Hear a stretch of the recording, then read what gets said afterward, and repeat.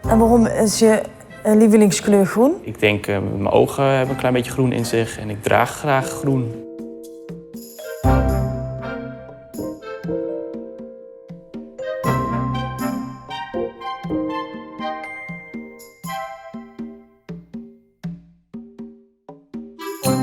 Welkom bij deze Rijksmuseum Creative video.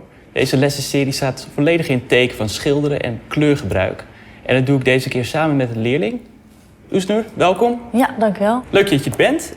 Ik ga met jou van alles doorlopen, maar ik wil eerst iets weten over jou. Heb je ervaring met schilderen?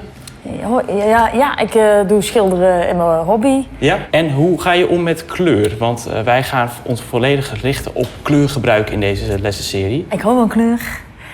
Ik heb wel moeite met kleuren mengen en kiezen. Dus het kan geen kwaad om even weer even te kijken hoe dat ook weer werkt. Welke kleuren gaan samen? Ja, precies. Dat zou wel goed kunnen zijn, in ieder geval voor je eigen werk. Ja, zeker. Ja. Nou, top. Dan gaan we daarmee aan de slag. Ik wil met jou gaan kijken naar de kleurencirkel. En dat doen we met de primaire kleuren, te weten rood, geel en blauw. En dan werken wij op papier. Acrylpapier is dit. Dat is een redelijk stevig materiaal, daar kun je prima mee werken. Ja, oh ja. En we gebruiken een afscheurpalet. Dat is lekker handig, want daar kun je gewoon heel veel op mengen en ze zijn ook redelijk groot. Wat je mag doen is de 3 kleuren eventjes in een driehoek ook op palet zetten. En hou genoeg ruimte tussen de kleuren over dat je ziet dat je nog straks ruimte hebt om te mengen. Top. Maak kleine rondjes. Doe het niet te dun gelijk. Acrylverf heeft namelijk de neiging om heel snel op te drogen. En belangrijk is dat je, als je straks weer nieuwe kleur gebruikt, dat je kwast goed schoon is. Anders neem je deze geel weer in het rood of in het blauw. Dus daarvoor gebruiken we natuurlijk water. Ik zal je een potje geven en ook een papier om hem nog even extra goed aan af te vegen. Ja. Maak je kwast zo goed schoon dat er ook geen kleur meer afkomt. En waar we straks gaan mengen op palet, zie je ook dat het water al begint te verkleuren. Ja. Dus ja, welke kleur wordt geel en blauw? Groen. Groen. Het is gelijk zichtbaar. Ja. Dan nog rood. En nu wil ik eigenlijk de eerste te mengen kleuren gaan aanbrengen. En niet direct op het doek, dat kunnen we prima op het palet doen. Met welke zullen we beginnen? Met oranje? Met oranje. Nou, neem iets meer geel op je kwast. En meng beetje bij beetje totdat je de juiste kleur hebt. Nou, dat ging bij jou super snel. Ja, is het een goede kleur of niet? Is het oranje? Ja. Dan is het goed. En dan mag je die daarnaast zetten. Of daartussenin eigenlijk. Dus zo'n beetje op deze hoogte. Dat je straks een cirkel krijgt. Nou, Oesnoer, we gaan steeds de secundaire kleuren mengen. Dat zijn dus de kleuren die je kan halen uit de primaire kleuren. Oranje hebben we al gehad. Welke zullen we nu doen? Paars. Ja? Heb je dit ooit eerder ook zelf gedaan, een kleurencirkel maken? Alleen op de middelbare school, niet thuis. Maar het is wel inderdaad wel handig om terug te kijken wanneer je een schilderij maakt. Ja, en ook dat je een beetje grip krijgt waar de kleuren liggen. Precies. Je krijgt straks een heel mooi overzicht en hoe ze werken met elkaar. Dan gaan wij verder met de enige kleur die nog overblijft. Dat is gelijk mijn lievelingskleur. Groen? Jazeker. En waarom is je lievelingskleur groen? Heb je daar een reden voor? Ik denk, mijn ogen hebben een klein beetje groen in zich en ik draag graag groen. Ja. Wat is jouw lievelingskleur? Blauw. Ja. Altijd blauw geweest, ja. Je hebt vandaag niks blauws aan dan? Nee. We hebben in feite al een cirkel neergezet. Maar nu zie je dat tussen dat bijvoorbeeld groen die we zojuist hebben geplaatst en het geel, daar is ruimte. En nou zijn dat niet per se kleuren die heel erg anders zullen zijn dan de primaire kleuren, want je ziet al een beetje waar het heen gaat. Maar die gaan we ook mengen. Dus ik zou zeggen, neem die groen die we zojuist hebben gemaakt op een apart stukje. Doe daar weer wat meer geel bij, zodat je een mooie tussenmenging tussen die groene en die gele krijgt. Ja. En hetzelfde geldt eigenlijk voor de rest van de cirkel, die mag je afmaken.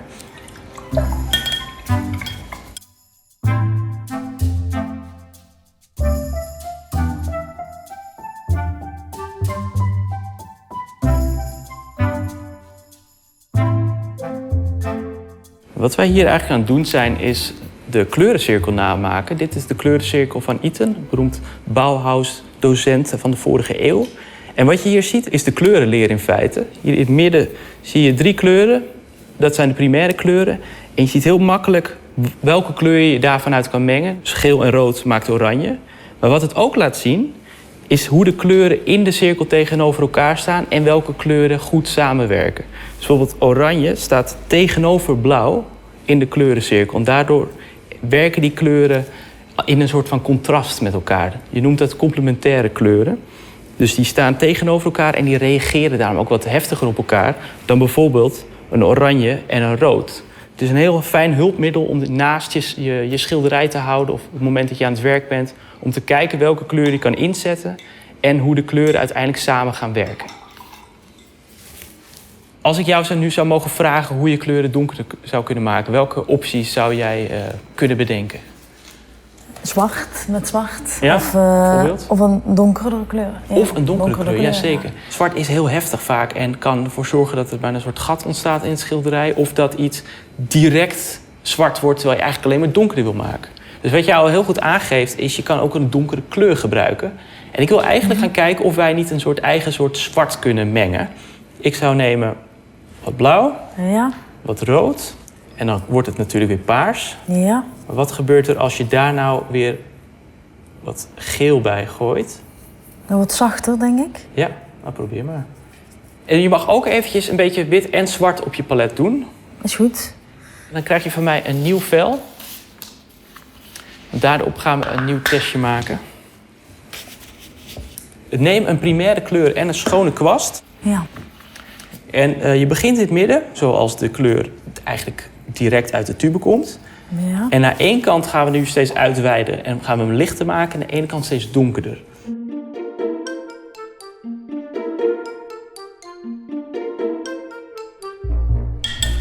Ja. Nu gaan we naar de andere kant. Even de eerste doen maar gewoon met zwart. Dan zie je ook hoe sterk dat pigment vaak is, hoe het direct uit de tube komt. En neem een heel klein beetje.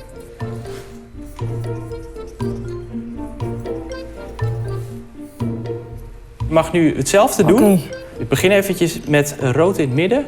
En voeg dan steeds een beetje van je eigen donkere kleur toe. Zodat die steeds langzaam maar zeker ook donkerder wordt. Oké, dus dit moet ik bij de rood toevoegen? Ja.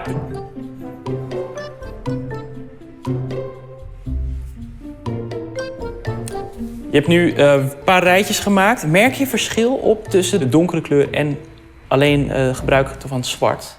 Ja, het verzacht meer met eigen kleur mengen.